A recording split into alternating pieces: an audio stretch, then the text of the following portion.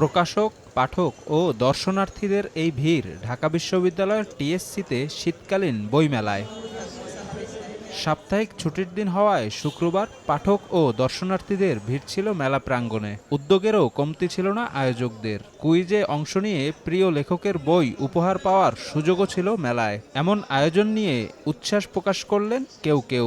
আমাদের আয়োজক কমিটি থেকে যেন মেলাটাকে প্রাণবন্ত করা যায় এই জন্য কিছু স্ট্রিট কুইজের ব্যবস্থা করছি এবং তাৎক্ষণিক তাদেরকে কুইজ বিজয়ীদেরকে বই পুরস্কার দেওয়া হচ্ছে। এখানে সব ধরনের বই ছিল, ইসলামিক বলেন, পাশাপাশি কিছু আমাদের আগের যে কাহিনীগুলো ইতিহাস টাইপের, এই কাহিনীগুলো আমরা এখান থেকে দেখতে পারি। আয়োজন খুব সুন্দর হয়েছে।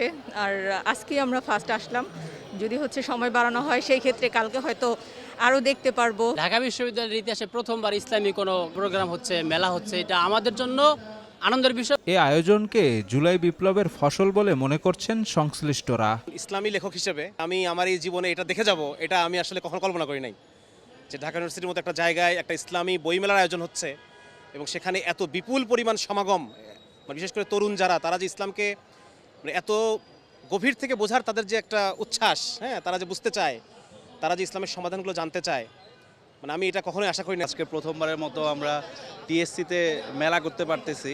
এটা আসলে সম্ভব হয়েছে একমাত্র জুলাই অভ্যুত্থানের কারণে।